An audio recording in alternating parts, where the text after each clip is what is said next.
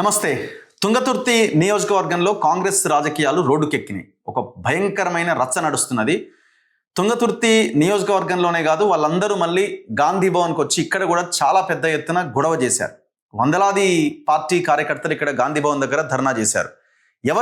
ఏ ఇద్దరి మధ్య ఈ గొడవ జరుగుతున్నది అంటే, అక్కడ ఉన్న స్థానిక ఎమ్మెల్యే మందుల సామెల్ వర్సెస్ భువనగిరి ఎంపీ. తుంగతుర్తి నియోజకవర్గం భువనగిరి ఎంపీ స్థానం కిందికే వస్తుంది. అండ్ దట్టు భువనగిరి ఎంపీగా ఉన్న చామల కిరణ్ కుమార్ రెడ్డి నియోజకవర్గం సొంత మండలం తుంగతుర్తి నియోజకవర్గంలోనే ఉంది.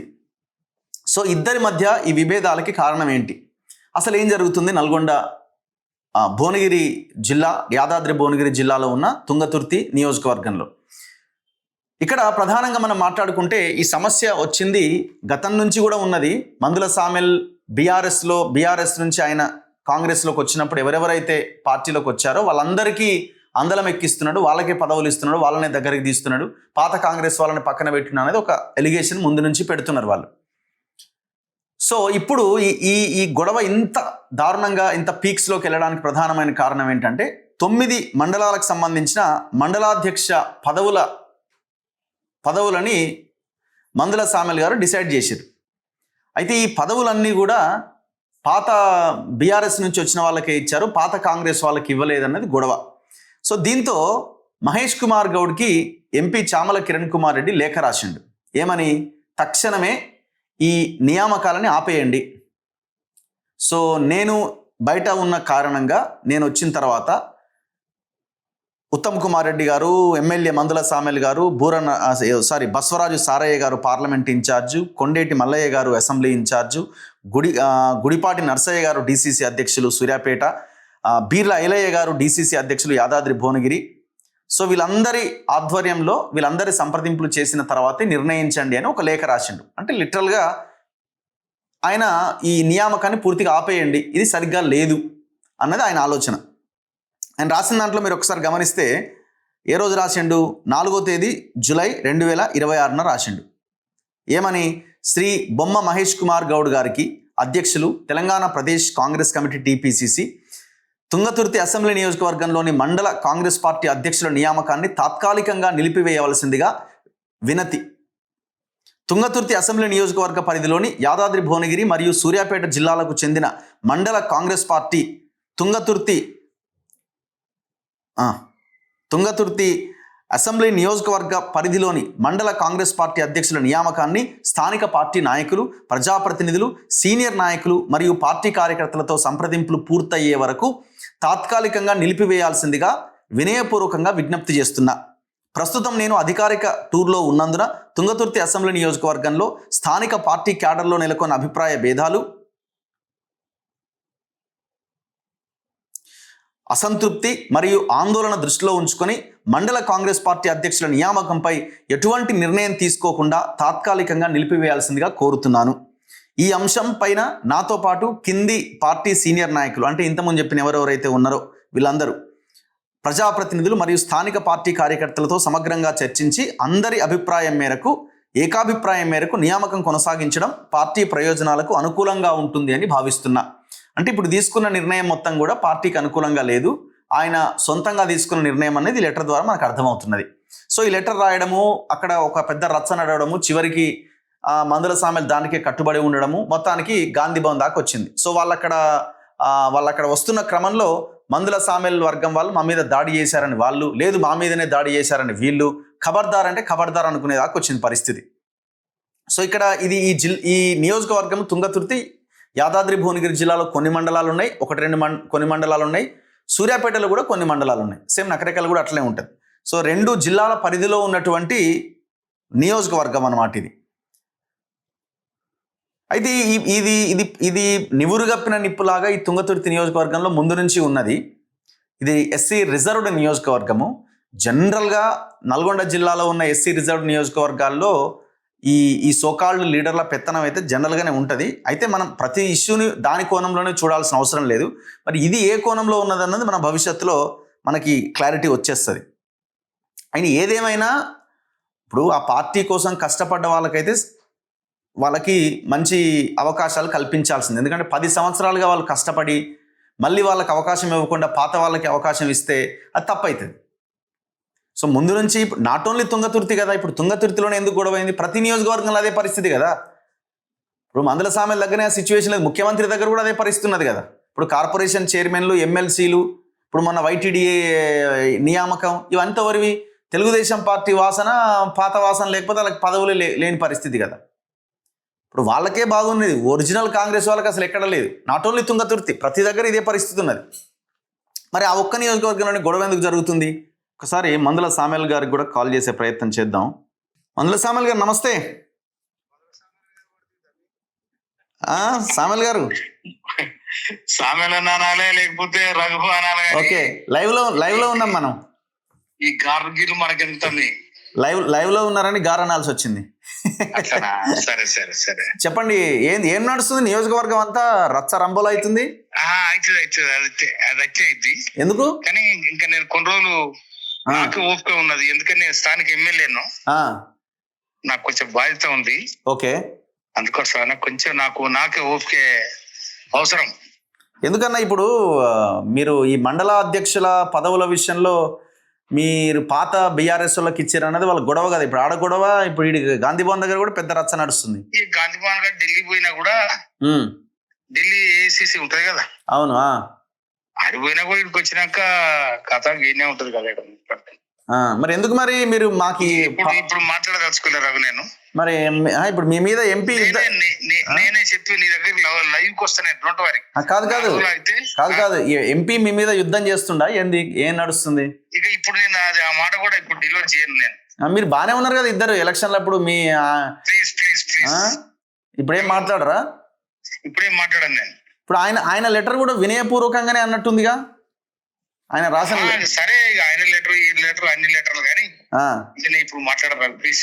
ఇప్పుడు మీ మీద దాడి చేసిరా, మీరు వాళ్ళ మీద దాడి చేసిరా? ఇదన్నా చెప్పురి. ఇప్పుడు నేనేం చెప్పాను? ఓకే బ్రదర్, నేను మళ్ళీ మాట్లాడతా ప్లీజ్. ఓకే, ఎందుకు ఇబ్బంది? ఇప్పుడు మాట్లాడితే ఏమన్నా క్రమశిక్షణ చర్య అంటారా?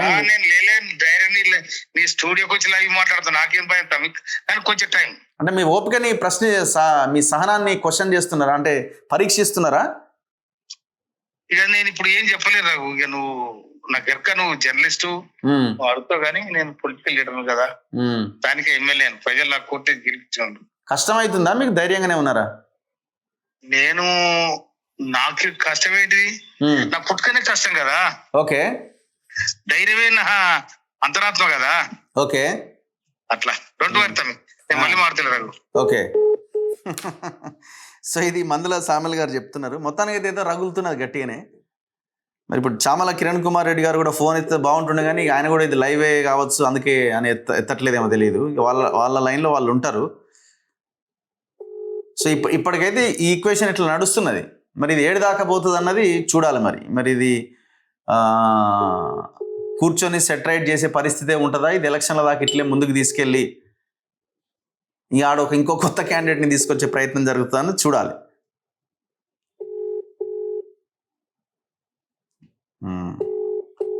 ఒకసారి ఆ నియోజకవర్గంలో ఇంకా ఉన్న వాళ్ళు ఎవరు, ప్రీతం గారికి కాల్ చేద్దాం. సో ప్రీతం గారికి అండ్ మందుల సామెల్ గారికి కూడా కొంత తేడాలు ఉన్నాయి. ప్రీతం గారు నమస్తే. Good evening. లైవ్ లో ఉన్నారు మీరు. అన్నా, ఏం జరుగుతుంది తుంగతుర్తిలో? అంత ఆగమాగం పరిస్థితి అన్నా. ఏమైందన్నా?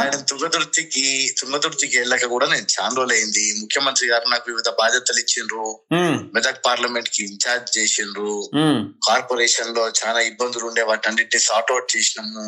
ఓకే, తుంగతుర్తికి సంబంధించి ఎమ్మెల్యే గారు అక్కడ అందరినీ కోఆర్డినేట్ చేసుకొని పోవాల్సిన పరిస్థితులలో, అక్కడ ఎంపీ గారు కూడా మరి ఆ కోఆర్డినేట్ చేసుకోవాల్సిన పరిస్థితులలో మన అక్కడ ఏమి ఇబ్బందులు జరుగుతున్నాయో వాటిని నేను రెగ్యులర్ గా వేమనేందర్ రెడ్డి గారికి పిసిసి అధ్యక్షులకు నేను అప్డేట్ చేస్తున్నా.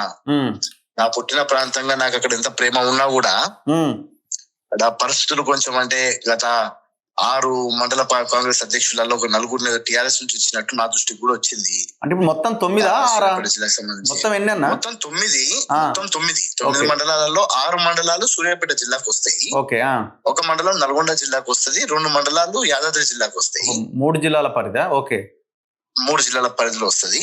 ఒక జిల్లాకు సంబంధించిన నల్గొండ జిల్లా చింతా ధనంజయ్ అని చెప్పి మా యూత్ కాంగ్రెస్ లో పనిచేసిన నాయకుడు ఉండే, అతనికి ఇచ్చినారు. కానీ ఆయన కూడా మధ్యలో టిఆర్ఎస్ పార్టీకి ఎన్నికల ముందు వెళ్ళేసి మళ్ళీ వచ్చినాడు. అதாவது ఇంకా మిగతా 6 మండలాలకు సంబంధించి కొంచెం చాలా పెద్ద తీవ్ర గందరగోళం ఉంది సూర్యాపేటకు సంబంధించి. అంటే ఎవరికి ఇచ్చినారు? 6 మండలాలకు సంబంధించి. అంటే వాస్తవానికి అది పాత తుంగతుర్తి నియోజకవర్గము, అది పూర్తి స్థాయిగా దామోదర్ రెడ్డి గారి ఆధీనంలో ఉన్న 6 మండలాలు అవి. అందులో అరవపల్లి జాజిరెడ్డిగూడెం మండలము ముందటి నుంచి కూడా చాలా కీలకమైన మండలం ఉండే అది. అక్కడ చాలా మంది సీనియర్ నాయకులు, డిసిసి ఉపాధ్యక్షులు దారూరు యోగానందచారి గారని చాలా సీనియర్ నాయకులు, అంటే మొన్న ఈవెన్ సర్పంచ్ ఎన్నికలలో మనకు ఇండిపెండెంట్ గా నిల్చోపెట్టుకొని కాంగ్రెస్ కార్యకర్తలు గెలిచి కాంగ్రెస్ కి మద్దతు పలికిన పరిస్థితులు ఉన్నాయి అక్కడ. సో చాలా మంచి నియోజకవర్గం. వాస్తవానికి తెలంగాణ రాష్ట్రంలో నాకు తెలిసి కాంగ్రెస్ కార్యకర్తలు కరుడు కట్టిన వాళ్ళు ఉన్నారు ఎవరన్నా అంటే తుంగతుర్తి నియోజకవర్గం అది.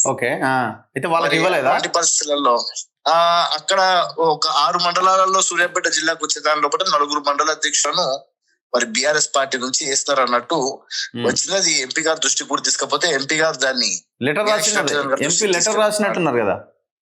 లెటర్ రాశారు. దాని మీద మరి ఏం జరుగుతుంది అనే దాని మీద వేచి చూడాలి. మీనాక్షి నటరాజన్ గారు మరి తెలంగాణ రాష్ట్ర పర్యటనకు వస్తున్నారు. వచ్చినప్పుడు తప్పకుండా కార్యకర్తల తరఫు నుంచి నేను కూడా ఒక మాట చెప్తామనే ప్రయత్నంలో ఉన్నాను. ఇప్పుడు ఏంది దాడి ఎవరెవరు చేసుకున్నారు ఇక్కడ గాంధీ భవన్ లో? మళ్ళీ ఇప్పుడు మరి లెటర్ రాసిండు, మరి అది పార్టీ దగ్గర ఉంది కదా, మరి ఈ వీళ్ళందరూ గాంధీ భవన్ దగ్గర గొడవ చేసినట్టున్నారు, అక్కడ ఏదో దాడి జరిగినట్టుంది. దాడి ఏం లేదు. అంటే మొన్న కార్యకర్తల సమావేశము జాజిరెడ్డిగూడెం మండలంలో ఇవాళ జరిగింది కదా, అరవపల్లి దగ్గర ఇవాళ గొడవ జరిగింది కదా అక్కడ. అంటే ఇప్పుడు అక్కడ సీనియర్స్ కి మరియు కొత్తగా వచ్చిన నాయకత్వానికి మధ్యలో ఇది కంటిన్యూస్ గా, అంటే ముందు కూడా జరిగింది ఇది, మళ్ళీ ఈ రోజు కూడా అది పునరావృతం అయింది. వాస్తవానికి ఏంటంటే అక్కడ కోఆర్డినేషన్ అనేది కొంచెం లోపం జరుగుతుంది. అక్కడ వాళ్ళందరూ డిమాండ్ చేసేది ఏంటంటే మాకు ఎమ్మెల్యే గారు ఉన్నారు కానీ ఒక కోఆర్డినేషన్ కమిటీ వేయండి. ఏదైతే ఇండిపెండెంట్ గా కాంగ్రెస్ పార్టీ అభ్యర్థులు సర్పంచ్ గా గెలిచినారో వారికి ఎటువంటి అభివృద్ధికి సంబంధించిన నిధులు రావట్లేదు, వన్ సైడ్ గా పోతుంది ఇక్కడ అంతా. కొంచెం ఇక్కడ కోఆర్డినేషన్ కమిటీ అని ఎప్పటి నుంచో పిసిసి అధ్యక్షులకు మరి మన ఎంపీ గారికి నాకు కూడా వాళ్ళు విన్నవించుకోవడం జరిగింది.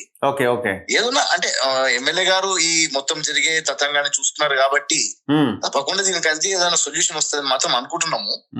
మహేష్ అన్న కూడా లేకుండే ఒక 3 రోజులు బాంబేకి వెళ్ళి మరి నిన్ననే వచ్చినారు కాబట్టి తప్పకుండా వారికి కూడా కలిసి. ఇప్పుడు మందల సామెల్ వర్గము ఒకటి చెప్తుంది, వాళ్ళు ఒకటి చెప్తుంది. వీళ్ళు అంటున్నారు ఎమ్మెల్యే మీద కుట్ర జరుగుతున్నది, ఇదంతా చామల కిరణ్ కుమార్ రెడ్డి చేస్తున్నాడు, ఇంకో ఆయన చేస్తున్నాడు వాళ్ళు అంటున్నట్టున్నారు. అంటే గతంలో కూడా నా మీద ఇటువంటి అంటే ఏమైనా జరిగితే అక్కడ ప్రీతం చేస్తున్నాడు అంటున్నారు కాబట్టి ప్రీతం దూరంగా ఉంటుండు నియోజకవర్గానికి, కానీ కార్యకర్తలకు దూరంగా లేదు. నేను 100% నేను ప్రాంతానికి దూరంగా ఉండొచ్చు కానీ తప్పకుండా నా కార్యకర్తలు ఎవరెవరు వచ్చినా వాళ్ళందరినీ కలుస్తున్నా, వాళ్ళకి కావాల్సిన మనం అన్ని ఎటువంటి పనులు తీసుకొచ్చినా వారికి నేను రెస్పాండ్ అవుతున్నా. ఈ రోజు చామల కిరణ్ కుమార్ రెడ్డి గారికి ఆ అవసరం లేదు. వారు ఎన్ఎస్ఏ యూత్ కాంగ్రెస్ నుంచి వచ్చిన నాయకులు మీరు ఆయన ముందు పెట్టి మీరు నడిపిస్తున్నట్టున్నారు, అవునా? చామల కిరణ్ కుమార్ రెడ్డి గారితో ఇంతవరకు ఆయన క్యాంప్ ఆఫీస్కి వెళ్ళలేదు. నేను ఇంతవరకు నేను చామల కిరణ్ కుమార్ రెడ్డి గారితో పని తీసుకోలేదు, ఒప్పని అడగలేదు. మీకు లైవ్ లో నేను ఇంత ఓపెన్ గా చెప్తున్నా, ప్రీతం అనేటోడు ఇంతవరకు చామల కిరణ్ కుమార్ రెడ్డి గారి ఆఫీస్ లో కూడా అడుగు పెట్టలేదు ఇంతవరకు ఆయన గెలిచిన తర్వాత. ఆన్ రికార్డు మీకు ఎక్కడన్నా ఇక వచ్చిండు ప్రీతం అన్న ఇక్కడ కనిపించిందని మీకు చెప్తే మళ్ళీ మీరు నన్ను అడగవచ్చు. ఇప్పుడు ఎమ్మెల్యేకి ఫోన్ చేసిన, ఎమ్మెల్యేకి ఫోన్ చేస్తే ఇప్పుడు నేను మాట్లాడాను తర్వాత అన్ని లైవ్ లో చెప్తా, ప్రతిదానికి కొంత ఓపిక ఉంటది అనే లైన్ లో ఆయన ఉన్నట్టు కనబడుతున్నది. మరి అనేది అంటే రగన్న నాయకుడు అన్నప్పుడు ఆ ఓపిక, ఆ సహనము అనేది పూర్తి స్థాయిగా ఉండాలి. కార్యకర్తలు అందరూ కూడా కష్టపడ్డారు, కష్టపడి గెలిపించినారు. ముఖ్యమంత్రి గారు కూడా ఎన్నో వేదికల మీద 50,000 లేకపోయినా 50,000 మెజారిటీ ఇచ్చిన తుంగతుర్తి ప్రజలకు ఎన్నోసార్లు ధన్యవాదాలు వారు మనస్ఫూర్తిగా చెప్పిన సందర్భాలు మీరు చూశారు. అనేది 50,000 లేకపోయినా 50,000 మెజారిటీ ఇచ్చిన ప్రజల ఆకాంక్షలు ఏవైతే ఉన్నాయో వారు అడిగేది బంగారాలో, వజ్రాలో, వైడూర్యాలో కాదు, వారికి కావాల్సిన కొంచెం మర్యాద ఏదైతే కావాలో, ఆ పదవులు ఏవైతే కావాలో వాటి మీద వాళ్ళు ఫైట్ చేస్తున్నారు. ఆత్మగౌరవం గురించి ఫైట్ చేసుకున్నట్టు చెప్పొచ్చు. కాంగ్రెస్ పార్టీలో వండుకుంటూ అంతర్గత ప్రజాస్వామ్యం ఎక్కువ ఉంటది కాబట్టి కొంచెం గట్టిగా అడిగితే మనసు నొప్పిలేసే ప్రయత్నం ఉండొచ్చు. ఓకే తప్పకుండా నాకు తెలిసి తొందరలోనే మన రేవంత్ రెడ్డి గారు ఆల్రెడీ ఇప్పటికే ఈ సిచ్యువేషన్ మీద అంతా ఆరాధిస్తున్నారు. ఉత్తమ్ కుమార్ రెడ్డి గారికి మరియు అక్కడ ఉన్న డిసిసి అధ్యక్షులు గురుపాటి నరసన్న గారికి, ఎంపీ గారికి, ముగ్గురికి కూడా ఆదేశాలు జారీ చేసి అసలు నియామకాలలో ఏం జరిగింది, సీనియారిటీ జూనియారిటీలో ఏమన్నా విభేదాలు జరిగినాయా అనే దాని మీద ఆరాధిస్తున్నారు. మరి ఎంపీ ఫోన్ ఎత్తులేడు అన్న, ఏం చేయాలి మరి? మీరైనా జర కాన్ఫరెన్స్ పెట్టరాదు. నేను కార్పొరేషన్ చైర్మన్ అంటే ఈ నాకు టికెట్ రానప్పటి నుంచి ఇప్పటి వరకు మళ్ళా మీకు లైవ్ లో చెప్తున్నా, ఎంపీ గారికి నేను పర్సనల్ గా ఫోన్ చేసింది కూడా లేదు. నేను జనరల్ గా అడుగుతున్నాను, ఆయన ఫోన్ ఎత్తట్లేదు కాబట్టి నేను జనరల్ గా అడుగుతున్నాను. మీటింగ్స్ లో కలిస్తే నమస్తే అంటే నమస్తే అనుకోని మాట్లాడడం తప్ప అదే నేను ఎంపీ గారికి ఇంతవరకు ఒక ఫోన్ కూడా చేయలేదు అంటున్నా. ఇది కావాలి అని. ఓకే రైట్ అన్న, థ్యాంక్ యూ అన్న, థ్యాంక్ యూ. సో ఇది ప్రీతం గారు చెప్తున్నది. ఆయన ఎస్సీ కార్పొరేషన్ ద కమిషన్ దాంట్లో కీలక బాధ్యతల్లో ఆయన ఉన్నారు. సో ఎంపీకి ఫోన్ చేస్తే క్లారిటీ వచ్చేస్తుంది అంటే ఆయన కూడా మాట్లాడితే అయిపోతుంది అనుకుంటే ఆయన ఫోన్ లిఫ్ట్ చేయట్లే. మరి బిజీ ఉన్నారా లేకపోతే ఇప్పుడు మాట్లాడొద్దు అనుకుంటున్నారా? ఒకవేళ మనం ఫోన్ చేసినామంటే ఏదో ఒక ఇష్యూ మీదనే లైవ్లో ఫోన్ చేసిరని కూడా అనుకుంటారు కాబట్టి. సో చూద్దాం ఏం జరుగుద్ది అన్నది. సో సిచ్యువేషన్ చూస్తుంటేనైతే ఇది ఇప్పటికిప్పుడు ఏదో టీ కప్లో తుఫాన్ లాగా సమస్య పోతుందా అని అంటే ఈ ఇష్యూ వరకు సమస్య పోవచ్చేమో, కానీ భవిష్యత్తులో ఇది రగులుతూనే ఉండే అవకాశం ఉందని కనబడుతున్నది. ఎందుకంటే చాలామందికి ఆ నియోజకవర్గం మీద దృష్టి పడ్డది. ఒక మంత్రి గారు కూడా అక్కడి నుంచి ఈసారి రిజర్వేషన్స్ అటు ఇటు అయితే పోటీ చేయాలనే ఆలోచనలో ఉన్నట్టుగా ఉన్నారన్న ఒక వార్తలు కనబడతా ఉన్నాయి. సో ఇవన్నింటి నేపథ్యంలో అందరూ ఆ తుంగతుర్తి నియోజకవర్గం మీద ప్రధానంగా ఫోకస్ చేసినట్టు కనబడుతున్నది. మరి చూడాలి ముఖ్యమంత్రి ఇన్వాల్వ్ అయ్యమనే ఇష్యూని సార్ట్అవుట్ చేసే ప్రయత్నం చేస్తారా ఏంటి అన్నది చూద్దాం. చూస్తూనే ఉండండి మన తొలి వెలుగు.